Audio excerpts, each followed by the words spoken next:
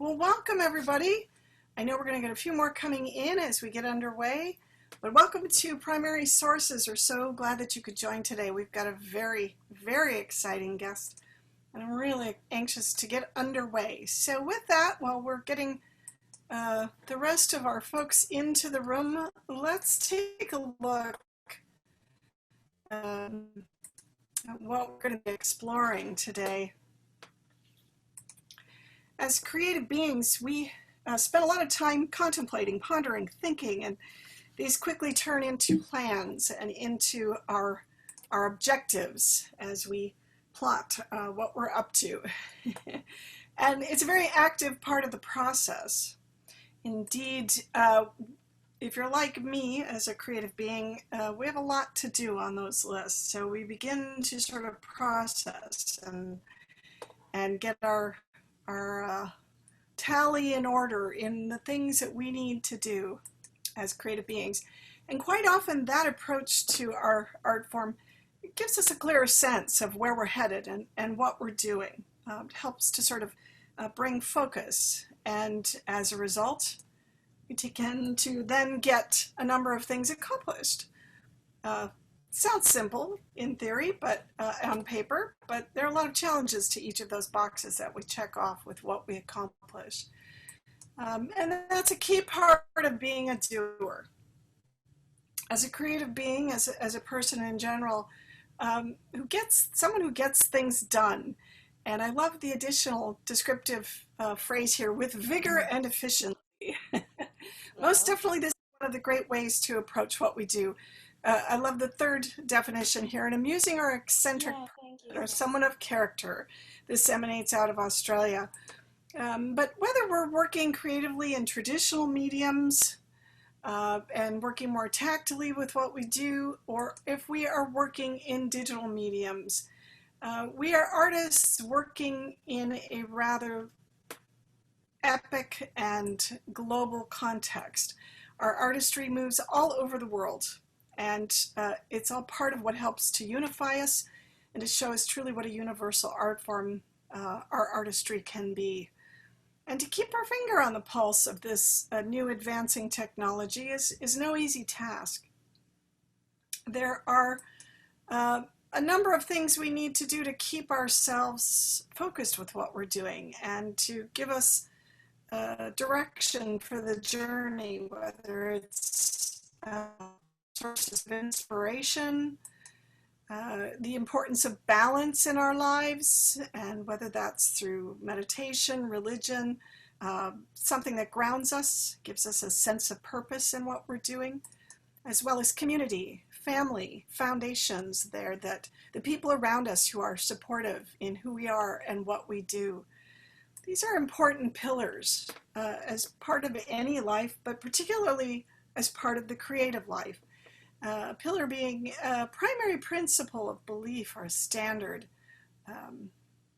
and even a person who is a chief supporter of a society or state. But these pillars play an important role. They help serve as who we are as artists and creatives out there in the wider world, and where we focus our energies. It is a very large world out there, and it often gets cluttered with noise and other voices. But when we look to these foundations, these pillars, whatever they may be for each of us as individuals, it's a large part of what allows us to flourish, to get our work out there in the wider world, and helps us to determine whether it's going to be what that experience is going to be. Sometimes things are harsh, and there are lean years and challenging times, but we can also choose the option of abundance and great sustenance and positivity. And as we carry that idea of abundance through our lives and into the work and who we are as artists and as visionaries, this only reverberates. And indeed, as a result, the sky's the limit. Now today, our guest knows quite a bit about this and has tremendous firsthand experience with a solid base of of pillars of foundation for her work as she gets it out into the world in a global context. She has contributed as a visual effects executive at such notable studios as Rhythm and Hues. She's a senior executive there, spearheading international facilities for both Rhythm and Hues and championing a multiple Academy Award-winning visual effects and animation studio, producing high-end visual effects and animation for over 30 major Hollywood films. These include, of course, the Oscar-winning effects teams for Life of Pi and The Golden Compass and many others, all emanating out of Rhythm and Hues. While there, she also served as the president of ASIFA India and Women of Animation India, and an advisor on the annual conference of FMX. And her wide range of experience also brought her to the attention of the folks at DreamWorks, where she was the head of creative management and training at both Oriental DreamWorks, which is now known as Pearl Studios. And then from there, she has established her own company, producing and directing original award-winning independent shorts, animation, live-action feature films, and documentaries. She's a jury on the jury of SIGGRAPH Asia from 2017 to 2018, and is a passionate filmmaker in her own right, continuing to develop, create, direct, and produce original award-winning shorts, live-action, and animation feature films, and documentaries. She is also a very talented fine artist. There's some examples of her work, as well as a remarkable photographer. Truly a talent on many, many levels. It is my great joy and privilege to introduce you to Saraswathi Vani Balgam. Vani, I am so excited. Thank you so much for being here. There she is. Hello, this is nerve-wracking. No, I'm nothing. so happy to be here. Thank you, CTN, and thank you, Mindy and team, for having me share my life. It's an honor, a great joy and privilege. I'm just elated. The more you learn about you and your work, the deeper it goes. And so you truly are a primary source in many ways, typical of the incredible talent that we're able to have here. And I'm grateful for you being able to spend time with us today. Now, you have had an incredible background, and I want to take a little time to introduce you in a way, or allow you to introduce yourself to our audience today. And again, this is going to be recorded, so many will be able to refer back to it. But I know you prepared a few things, and so if you want to get that started, let's jump in. And I'm going to chime in with a few questions along the way because it's fascinating. Right. But I know your beginnings, this is what has intrigued me as a historian and author. Your father had a tremendous influence, and as we speak about these pillars and foundations that have helped form you as a creative artist, he was one of, I think, perhaps the strongest in many ways, yes? Yes, you're right. Wow, you've done your research. Thank you. I would like to just share a couple of things on the slide, if that's cool. Yes, absolutely. We love visuals here, Great. as you can tell. So I come from a very modest middle class family back in India, born there. And Dad was a banker. And he just woke up one day, basically, and just said, I want to make animation films. You readjust slightly. There you go. If you want to put it in full presentation mode, yeah, that'd be great. Better? Yeah, great. So maybe just slightly shift a little bit over to the other side. There? Better? There. Much better, yes. Thank you. Got it. So basically, the idea of living in a very simple family to be one day jolted by Dad to say, you are going to be in animation, you just don't know it. And I'm like, what? what is he saying? So coming from going to school, getting extra tuitions, to getting like really good grades at school, to forget all of that, come here and watch movies with me. And I'm like, really, Dad, you're the best. So that's just me and my little brother. And just waking up to this dream of animation, for the love of animation. What does this mean? And being introduced to movies like Bambi and Dumbo as children, to say that, wow, this travels. And not only what travels looks like a story, but it's actually love that's traveling. And that's basically Dad for me. It was just like, you got to tell your stories, and we have to tell Indian stories that empower children to the whole world. And that's him over there in 1984. He was probably one of the first few people that went to ANNECY back then. So he sold my mom's jewelry to make some art, to go and exhibit it there, and get the world to open arms or open doors for Indian animation and creative Indian animation. And that, is still in the process of getting there.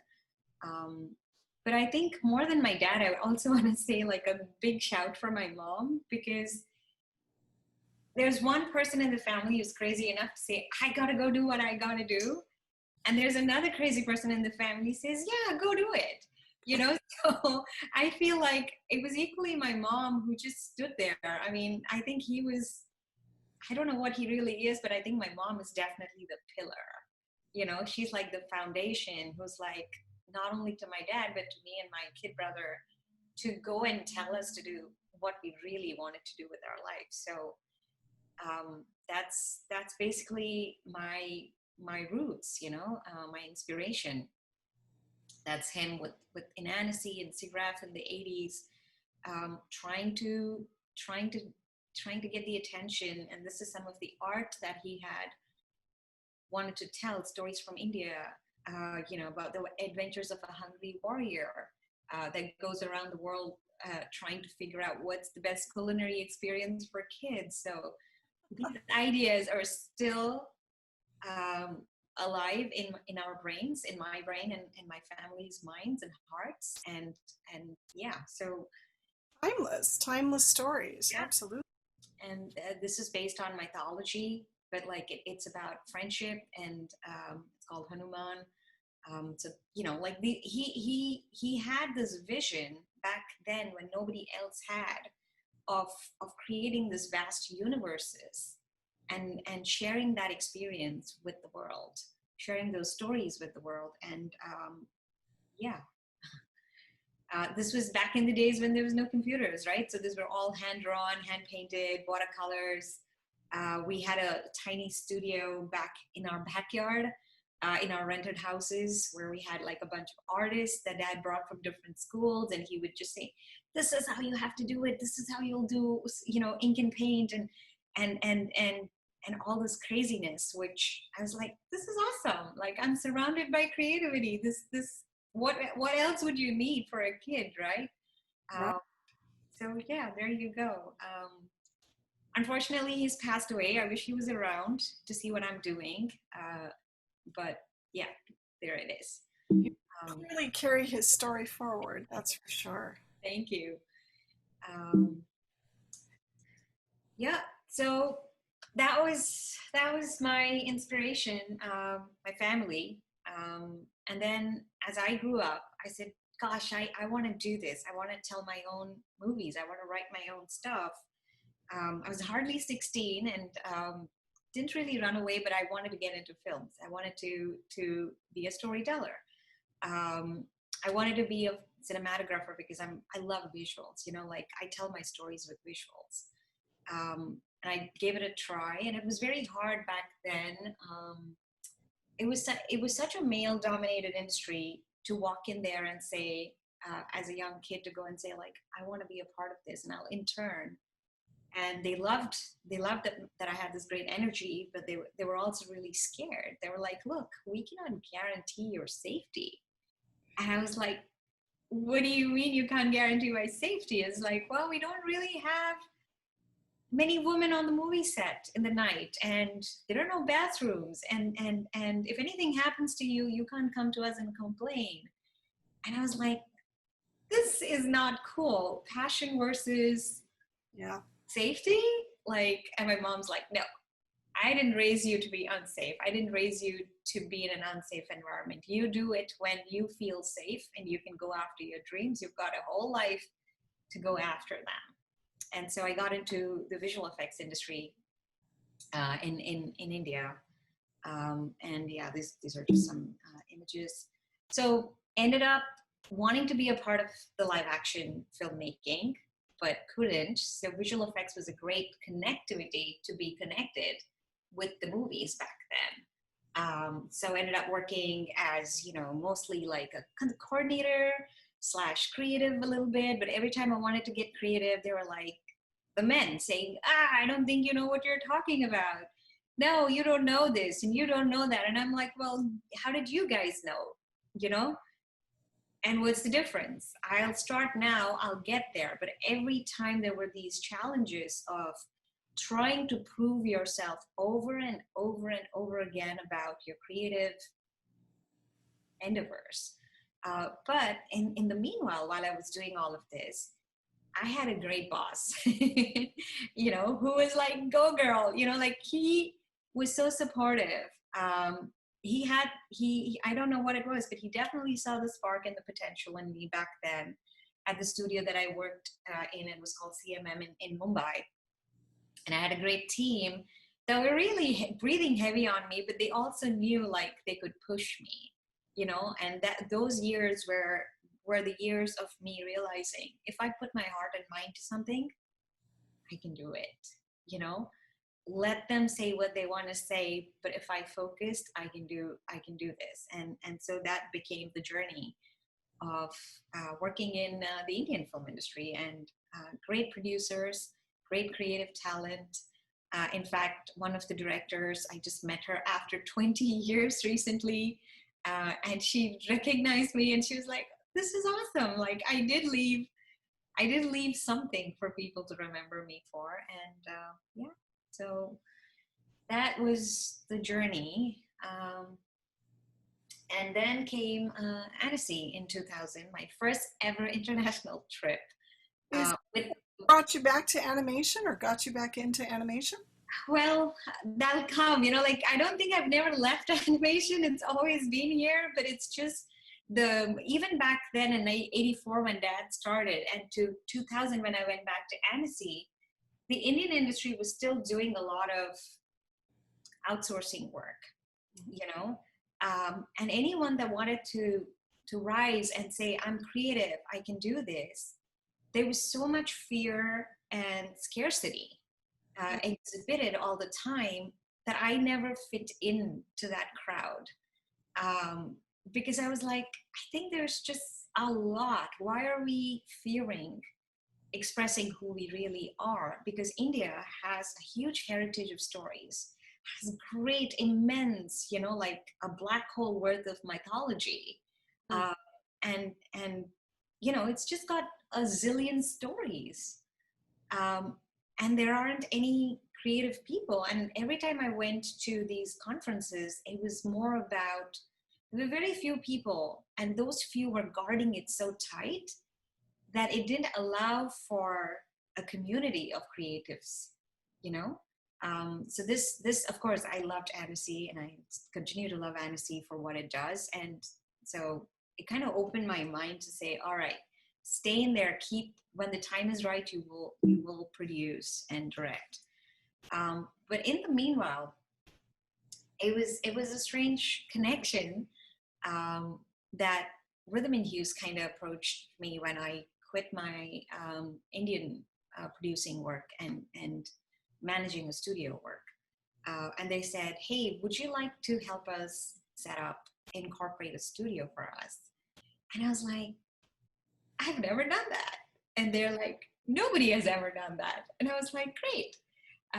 This is challenging. And it was equally nerve-wracking because I never had really strong mentors. Like everything was, you go to the job, you learn on your own. And Rhythm and Hues was, again, like how I've never run a company. I'm not educated enough. I've not gotten my MBA degree, or I haven't gone to these big universities. And here is an Academy Award winning studio that had already done, had won an award for, the Academy Award for Babe. And they're asking me to run a studio or incorporate it legally. And I was hired over a phone call. uh, But and you are someone who is eager for a challenge. I think it strikes me that you get a little more excited when it's unknown rather than repeating or doing something you've done already. So well, this seems very. I'm glad you figured me out. It takes a while for us to learn that about ourselves sometimes. But. I hear you. So there you go, with someone that I have never met in my entire life, over a phone call in 2001, I want to say, is John Hughes talking to me and the CFO Richard Castaldo talking to me over the phone and saying, legally incorporate Rhythm and Hughes. And I had no clue. So the next step really was, how do I do it? I asked my dad, and my dad's advice was, just make sure the financials are clean, because it's not your money, you're helping someone else. And that was the only piece of advice that he gave me. So like, keep it fair, keep it clean. And I was like, yay. So the only person that I could fall back and trust was definitely my brother. So I kind of said, hey, you know what? I have to set up this studio. Could you come and partner with me, and we'll legally incorporate Rhythm and Hughes? And he was like, yeah, I'll help you no matter what. So there you go, family, coming to support and coming to aid. And I set up Rhythm and Hughes, and that picture over there is what I wanted, really small place, and start an Academy Award winning studio in Mumbai. And that's our core team over here.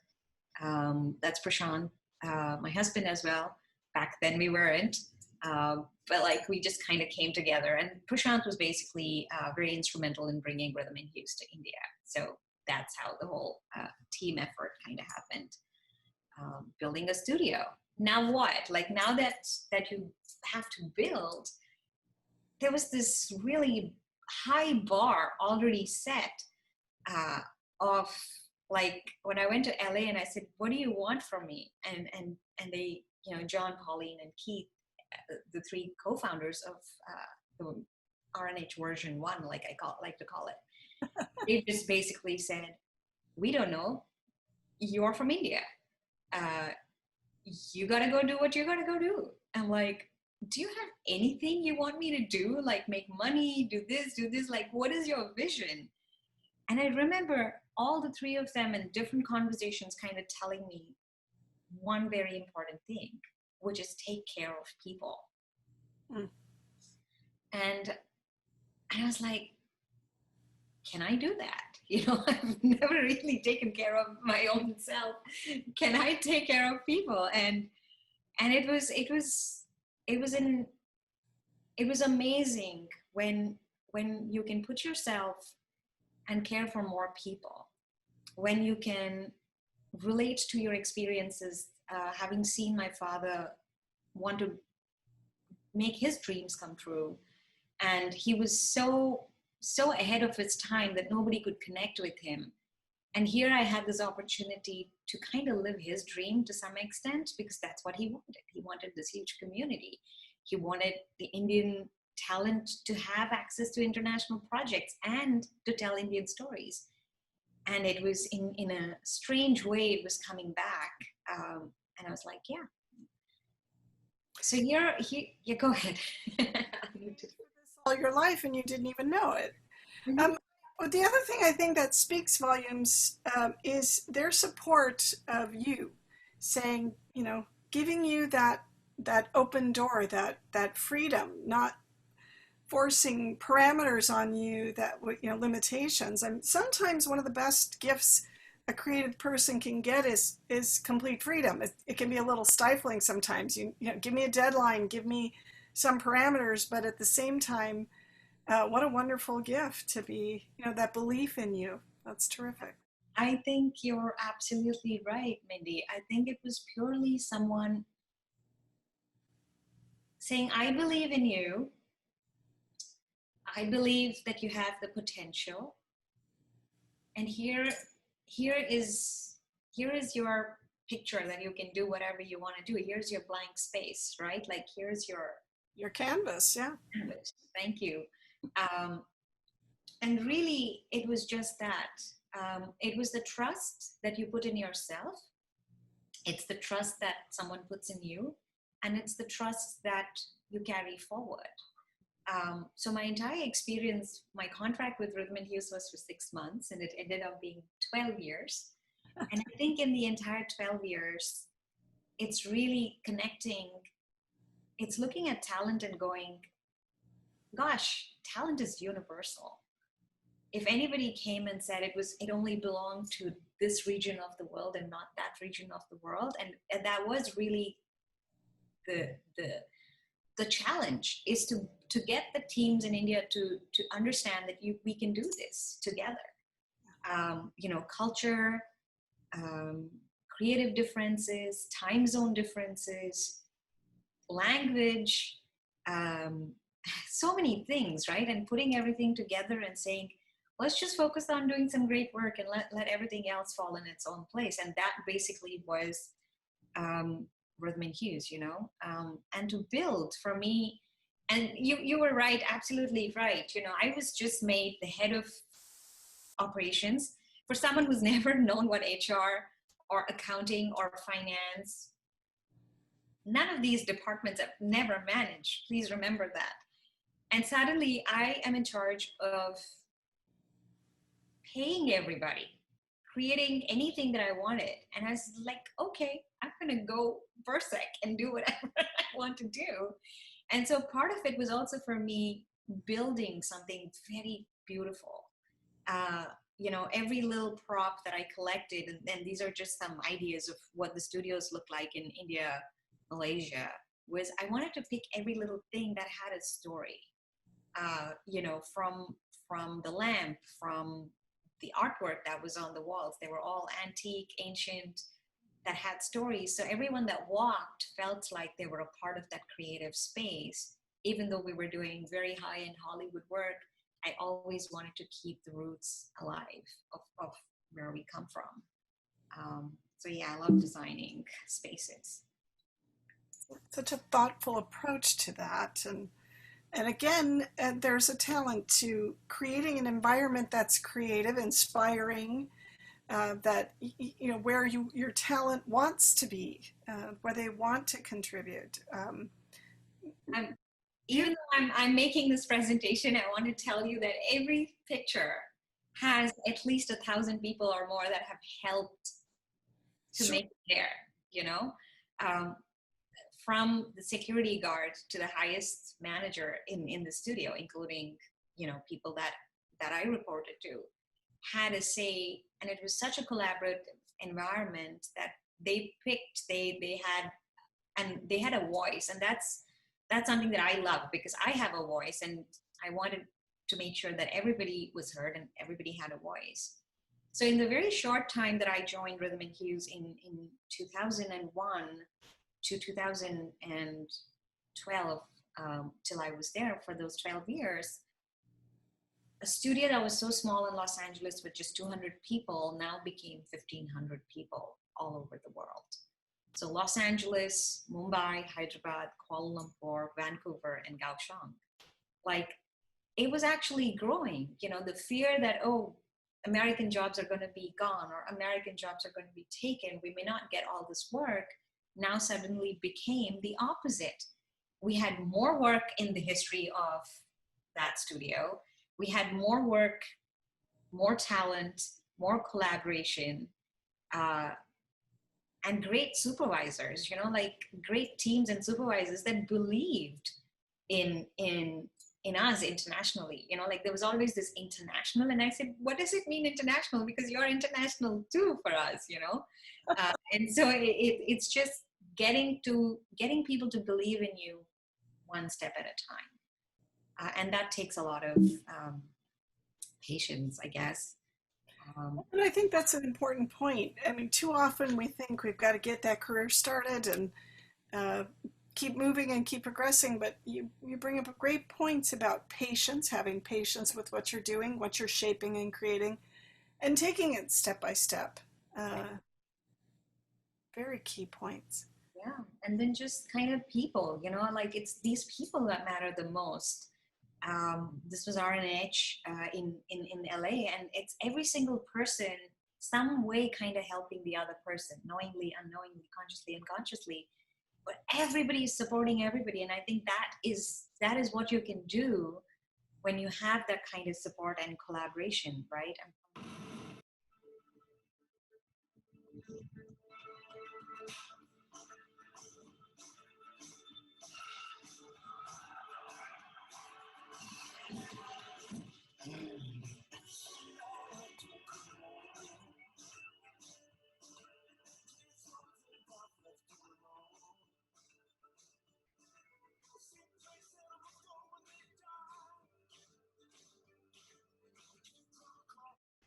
So anyway, you know, sorry, I just jumped into the slide. I didn't notice.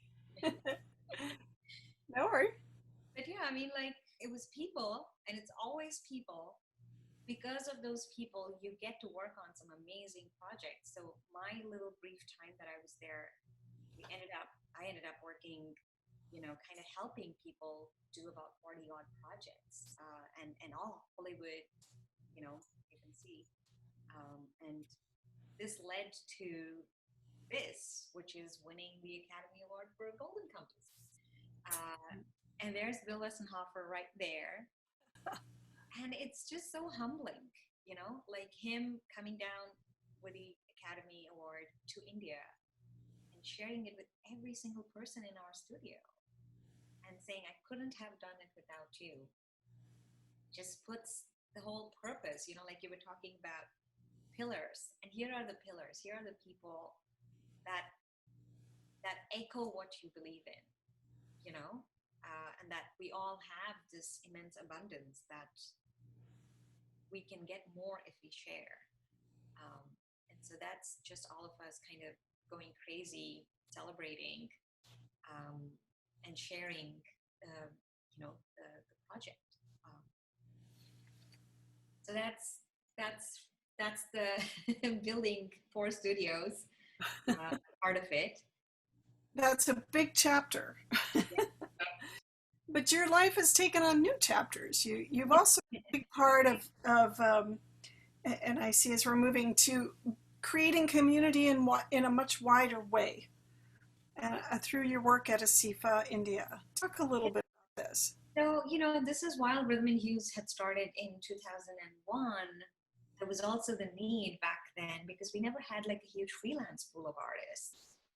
There was such little, everybody was so in their own little thing, you know, and nobody interacted out of fear, out of either pride or fear or whatever that was, but there was never like a nice feeling of the creatives coming together or the artists coming together. And it was great timing that Bill Dennis from Disney kind of came up to me and said, hey, you know what, I am setting up ASIFA and I would love to come and partner with me in kind of sharing whatever you're doing with rhythm, but kind of extend it to a bigger family. It's just not the RNH family, but a bigger family. And I was like, yeah, that's great. Again, it's going back to dad to some extent. And I was like, yes, I don't know how to do it. And they're like, don't worry, you will find a way. And I was like, great. And again, I want to tell you, it's not enough for me to say how many people stood with me, for the idea of community building. You just needed someone to go stand there and say, hey, we have to do this. And then you'll find your crowd. And so this was just, you know, ASIFA India, we started in 2004. I mean, it was there since 2000 something, but I kind of got involved in 2004, I guess. And since then, we've just been doing some great activities, celebrating the International Animation Day, honoring artists, including little children, and saying, you know what, you're the future, so come on board and be the ones giving away awards, you know, even if you haven't done it, like get on board and participate. It still continues to do great work. And then Pauline introduced me to Jen Nagel, who was a part of Women in Animation here in LA.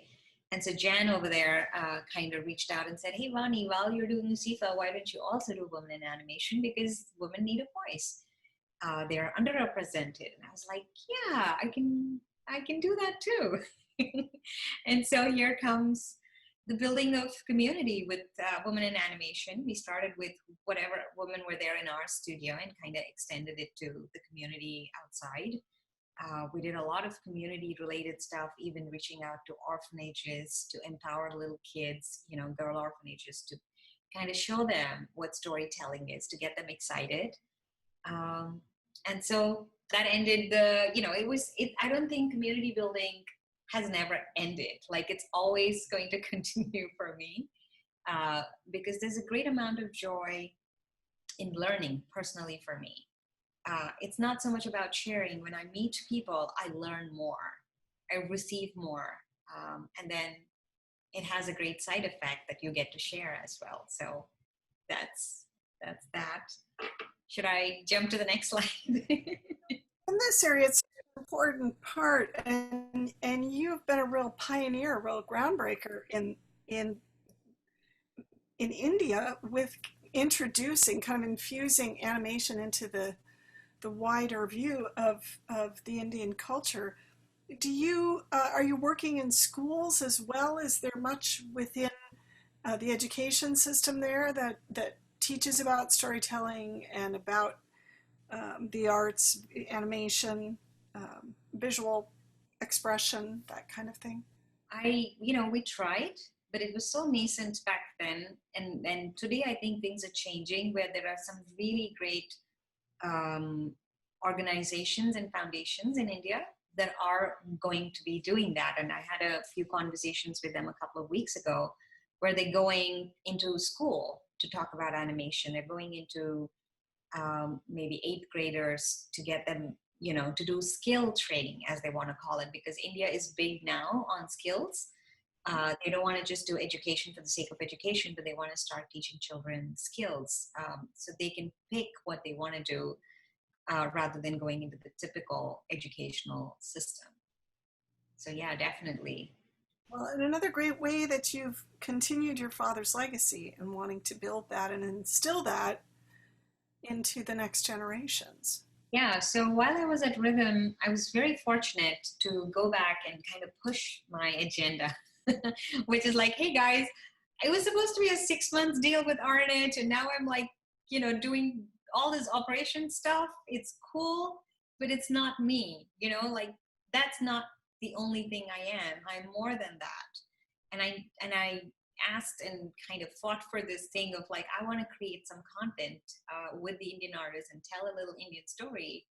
And within our Bombay office, I was very fortunate to find a super talented director and a great storyboard artist. And I was like, dude, and he had an idea. And I was like, great, let's just create this little story. And so we created a 3-minute clip during our downtime, because talent was so expensive, because they were needed to produce and work on these very high-end Hollywood films. But Fulvanti was a great way for me to say, oh my gosh, creatively producing, creatively partnering with great talent within the studio to tell stories. And I'm very fortunate for Rhythm and Hues to kind of have given me that opportunity to go do that, because many studios are not in a position to do that. And that was great. I'm just going to show a short clip.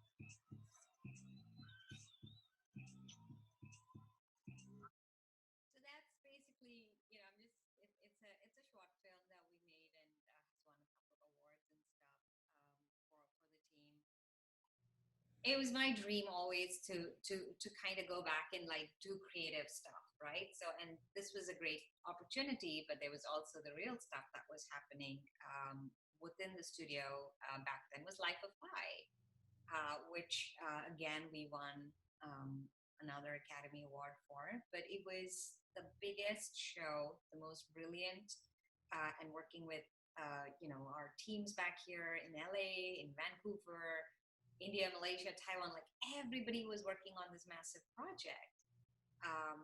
We won the award, but also around the same time, RNH, faced the biggest challenge, which was survival. And everything that I had built, which was 4 studios, and everything that John, Pauline, and Keith had built for their 28 years of life was now going to go away. I mean, it's Rhythm and Hue still continues, but the bankruptcy kind of made us evaluate what is it that we want to do. So it really was a pivotal time for visual effects as well. That brought the issue to the fore. It was written about, a lot of exposure. There were a lot of protests and getting awareness out there about the plight of the system in terms of the cost, the important elements, the role that visual effects is playing in films today, but just how the structure and the system was not sufficiently supporting that. So what was that like? I mean, that had to have been devastating for all the hard work and I mean, if you ask me too much, I'm going to start crying, so you better be prepared. Oh no, I know. But it was like losing everything. It was like, it's hard. You're never prepared to lose anything, to be honest. Like, no matter what life, how much ever you can go and prepare that, okay, this is going to go away, you can never prepare for that. But again, the takeaway from that was business is equally important. Storytelling is great, creative management is awesome, being fair to people is equally important, but at the end of the day, there is business. There is financial implications to what you're doing, because it has to be profitable. Whatever you do, when you call it a business, it has to be really profitable. And that was a huge learning, because we were so much like, okay, we're doing this great work, let's just keep working. And I think that's the big learning, is like, from being a creative, when you focus so much on creativity and then you don't know how to convert that creativity and at least stay afloat. One is making a great amount of profits, but one is kind of continuing to keep that creativity moving forward. And at the cost of a big thing like this. It wasn't like, okay, I could learn that lesson with something small, but it was humongous. And to go back, I cannot imagine getting where we got without collaborative, being supported, being respected and valued. I wouldn't change a single thing, but I wish we had more a vision for financial success. And it's hard when things don't go right, they don't go right. I mean, you can't really point fingers, because it's just what the industry said, but I really felt horrible. Yeah. And it's hard. The approach of the, trying to underbid and coming in with the lowest bid, and you're now competing on a global basis with other effects houses, and yet there was a tremendous campaign, and it was an interesting time in the industry, where many people stepped up to support. I think that probably had to have been somehow comforting to know that the larger community was stepping up to support you in a way, again, getting back to the importance of community. Though the reality of what you were going through was challenging, but Looking back on it now, we talk quite a bit about pivoting, the ability to be prepared to pivot at any time as a creative person. How did this pivot um, play out for you, or what did it teach you? I think it basically brought me back to questioning, like what's next? I had never in my wildest of dreams imagined working with some brilliant people all around the world, including India. Um, it was a lot of inner questioning. Okay, what does all of this mean? Like working for someone, working and continuing to make people's dreams come true. The one takeaway was from my childhood, I can't help it, but I love surrounding myself with creative people, and that journey was not going to end.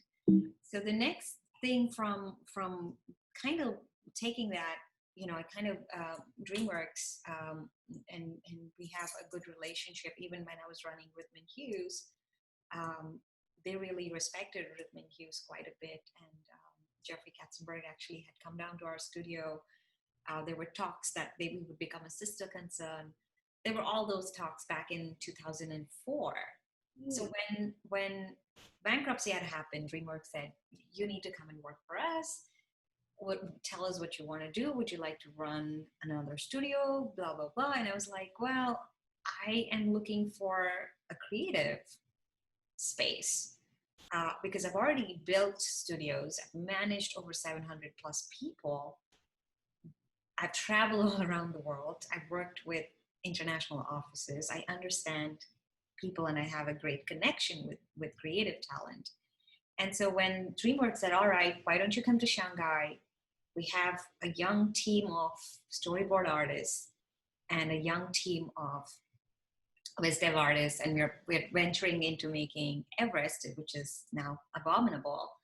And we would love you to come on board and nurture them and grow with them and be a creative force." And I was like, yes, this, from running, 4 different studios in 4 different locations, to just coming to a completely different country that I had not been to, and then owning and valuing a smaller team of highly talented Chinese artists was like, great. This is my next step. So my stint with DreamWorks and ODW/Pearl was very short, but I learned a lot. I mean, Jill Colton had come to meet with all of us, and she inspired me so much in the few meetings that I had with her. And she's like, "Vani, I think you're bigger than what you think you are. You got to go tell your stories. You have such great Indian stories, and you're sitting on gold. You just don't realize it." And literally, it was someone else telling me that I was scared of listening to. That's what it takes, is having somebody else point out the direction for where we need to go next. Exactly. And then the journey, began to go within and say, what connects me is stories. When I see people, I see stories. When I see them, I see love and I see life. And I said, my photography kind of, every time I looked at my pictures, I was like, gosh, you got to go do something with this. And I didn't know what it was, but the journey of photography kind of stumbled upon, of course you have to tell your own stories. And then art, of course, when you're creating, it doesn't matter what you're creating. Mm-hmm. And to own that, and not to box yourself, because having worked from childhood doing jobs for others and trying to fit into boxes. Okay, now you're a creative, now you're a senior exec, now you're an HR person, now you are an operations person, now you're the head of creative storytelling. The boxes are here. And so it was this challenge for my own self to say, all right, I have to break my own box, because nobody can put me in that box until I walk in there. And so that kind of came to independent films, you know, and I said, I wanted to make animation films back then in 2000 and I want to say 13, 14. But it's such a hard thing when you work with huge studios like Rhythm and Hues and DreamWorks. You have this massive, massive talent behind you to do what your vision is. And I again took this challenge unknowingly. I will never do it. On to walk on my 2 feet and to be independent.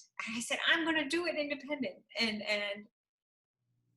gosh, it is the hardest thing to do, to invest in yourself. It is no joke to wake up every day and to be motivated uh, without someone telling you, with you know, from 700 employees that you had to talk to, or at least 50 people that you connected with every day, to just sitting in your little cave in your house and saying, there's no one to talk to, it's you. These are our current challenges for sure. But that's a big shift. Did it take you a while to discover your voice, to sort of self empower your motives, your goals, your dreams, and find the challenge? I think a lot of other artists is, for many other artists I know personally too, is I often say I need someone like me to help me. Who for many years had been formulating an environment and training and empowering artists to do their craft. That's a lovely gift to have that structure as a creative. But then when it's time for you, what are those challenges for you to help yourself? I think to help myself, um, it was hard. But at that time, I think from my mother to my sister-in-law in London to my husband to my entire family, that was just constantly pushing and saying, you know, when I showed them my stories, they would come back and say, yeah, this is not, you know, like they were my strongest critiques. Mm-hmm. Saying like, this is not good enough, you know, you're up there, you got to push your storytelling. And it's hard because when you create for yourself, you have a vision in your mind, and then when you do it independently with very few people, and again, I want to mention friends.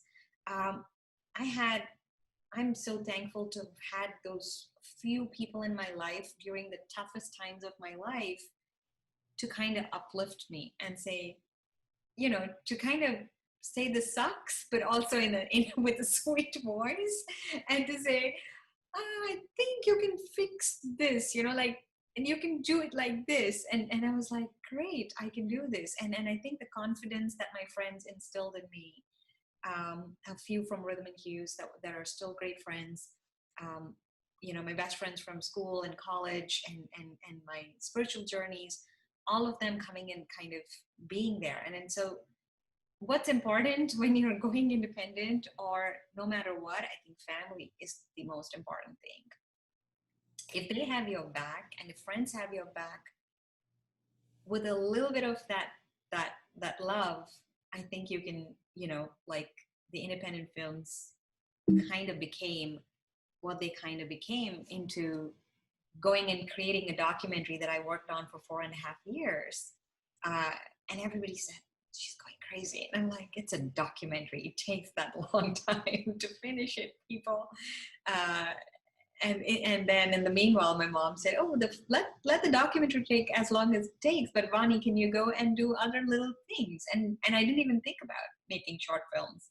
It was really my mom's idea. And I was like, yeah, I think I can go kind of do that. And then in the segue of doing my documentary, again, found a great, you know, like a great group of talented artists to come together. I made a Spanish film, made a silent film,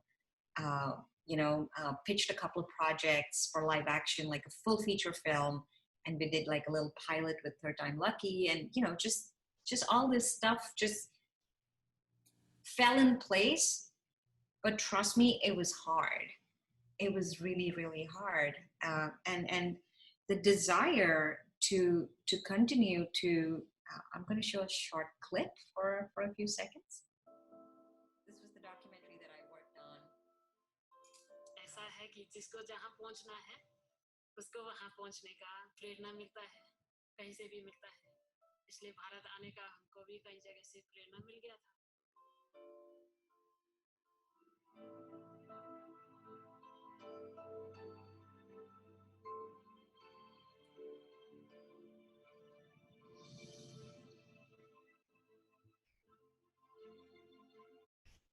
So again, the idea really was, what is it that my heart was asking to say when you talked about, do you have your voice?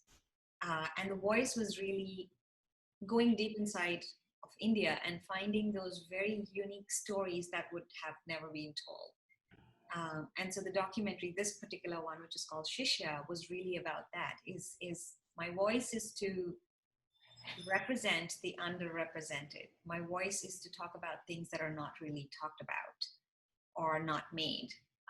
And this gave me a perfect segue to going in there, going to a couple of film festivals, being independent, and winning a few awards kind of gave me a certain amount of validation that, all right, there is a scope for what I'm going after. But again, with all of this, I think the love of animation comes back. Like that was great, but I never left animation. I was always haunted to say, like, I gotta make a short film in animation. I gotta find a team.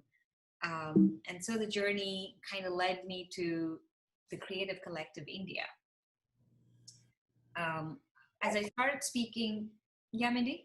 Well, I was going to say, tell us about this. I know, I find it fascinating that sometimes these journeys we take are a big part of, though we're creating something, it's also a deeper self-discovery that comes out of it. But this has taken you now to kind of almost a full circle place. You return to animation, but your Creative Collective India, which is so exciting, and again stems from your father's influence. So please tell us more. No, I think the idea that just kind of happened with my own struggles, realizing that there are others that are that are a part of this journey, that it was not just me that I'm representing the Creative Collective. Because every door that I knock on, I'm opening a conversation. I'm asking the global market to look at the Indian market.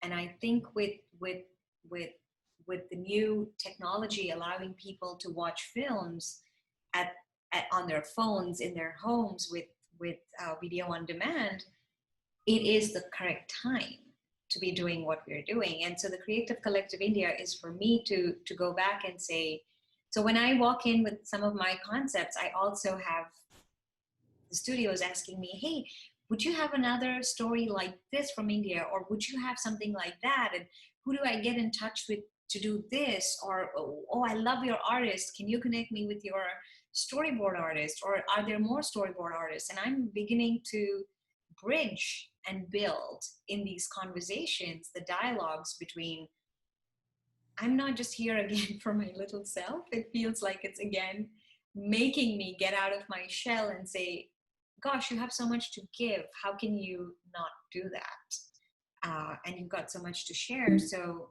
this is basically coming full circle and looking at this great, material. And this is just 1% or 2% of what India has in terms of stories to tell.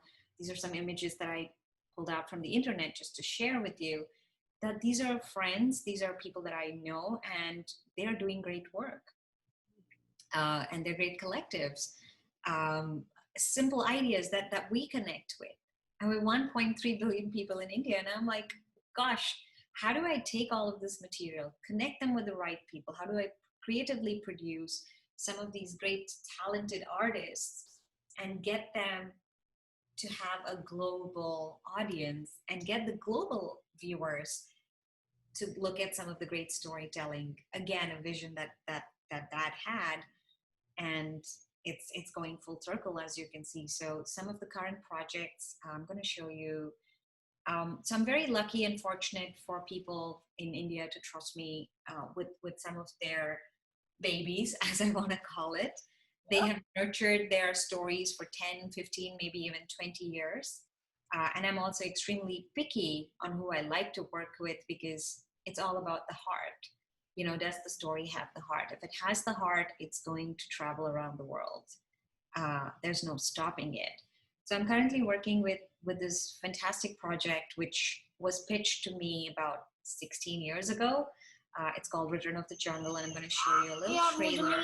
fancy dress में क्यों मैं क्या बनूंगा नहीं तो बस internet पे fancy dress type कर रोहन समझा ना इसको यार ये मुझे नहीं लेना पार्ट टाटा मैं कल अपना नाम कैंसिल करवा रहा हूं अरे पर क्यों फैंसी ड्रेस तो